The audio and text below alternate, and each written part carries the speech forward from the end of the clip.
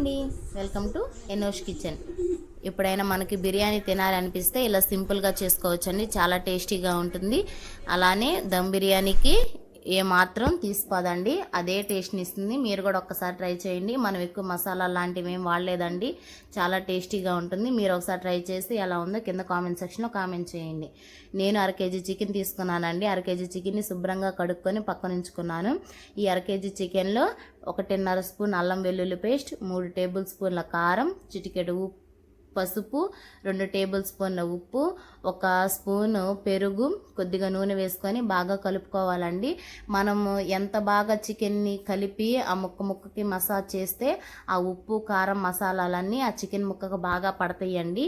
మీకు కొద్దిగా టైం ఉంది అనుకుంటే 2-3 గంటల ముందే కలుపుకొని మ్యాగ్నేట్ చేసుకొని ఫ్రిడ్జ్లో ఉంచుకుంటే ఇంకా టేస్ట్ చాలా బాగుంటుంది. కానీ నాకు టైం లేక అరగంట ముందు చేస్తున్నానండి. ఈ కలిపిన దాంట్లోనే కొద్దిగా నిమ్మరసం కూడా పిండుకోవాలండి.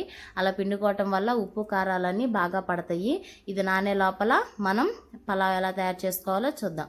ముందుగా స్టవ్ వెలిగించి మనం ఇది ఎందులో అయితే చికెన్ బిర్యానీ వండుకోవాలనుకుంటున్నామో అది ఆ గిన్నె పెట్టుకొని అందులో కొద్దిగా ఆయిల్ వేసుకొని 2 పచ్చిమిర్చిని చిలుకలుగా చేసుకొని వేసుకోవాలండి. అలాగే 2 పెద్ద ఉల్లిపాయలను కూడా చిన్న చిన్న ముక్కలుగా కట్ చేసుకొని వేసుకోవాలి. ఈ ఉల్లిపాయలు వేగేటప్పుడే హోల్ బిర్యానీ మసాలాలు ఉంటాయి కదండి, అవన్నీ వేసుకొని వేపుకోవాలి. 1 టేబుల్ స్పూన్ జీలకర్ర కూడా వేస్తున్నానండి నేను. ఇవన్నీ బాగా వేగిన తర్వాత ఉల్లిపాయలు అనేది గోల్డెన్ బ్రౌన్ షేడ్ వచ్చే వరకు వేగాలండి. ఇది కూడా మీకు చూపిస్తున్నాను చూడండి. అలా పింక్ కలర్ షేడ్ వచ్చేంత వరకు వేపిన తర్వాత 1 పెద్ద టమాటాను చిన్న చిన్న ముక్కలుగా కట్ చేసుకొని వేసుకోవాలండి. టమాటాలు వేసిన తర్వాత కొద్దిగా కొత్తిమీర, కొద్దిగా పుదీనా కూడా వేసుకొని వేపుకోవాలండి. మనం ముందుగా మ్యాగ్నేట్ చేసుకొని పెట్టుకున్న చికెన్ ఉంది కదండి, దానిని దీంట్లో వేసుకోవాలి. వేసుకొని గెరెడతోటి బాగా కలుపుకోవాలండి. ఈ చికెన్ ఉడికేటప్పుడే చిన్న జాజికాయని బాగా మెత్తగా నూరి ఇందులో వేయాలండి. అలా వేయటం వల్ల టేస్ట్ బాగుంటుంది. అలానే చికెన్ కూడా చాలా తొందరగా ఉడుకుతుందండి.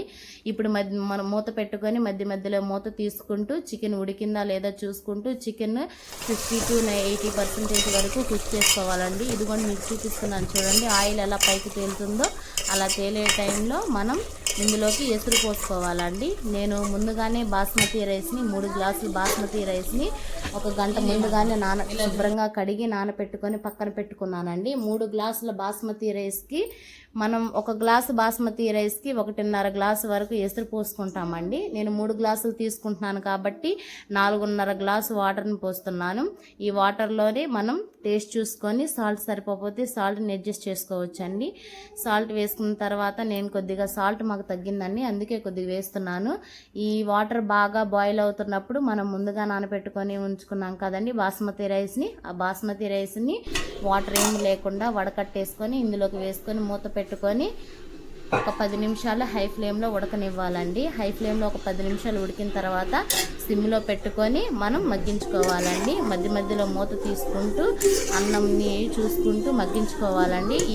మీకు వాటర్ ఏమీ సరిపోలేదు అనుకుంటే ఈ టైంలోనే కొద్దిగా వాటర్ని చిలకరించుకొని మూత పెట్టుకొని దమ్ చేసుకుంటే అన్నం చాలా చక్కగా ఉడుకుతుందండి. మీకు చూపిస్తాను చూడండి. అన్నంకి ఏ పొలుకుకి ఆ పొలుకే ఉంటుందండి, అతుక్కోదు.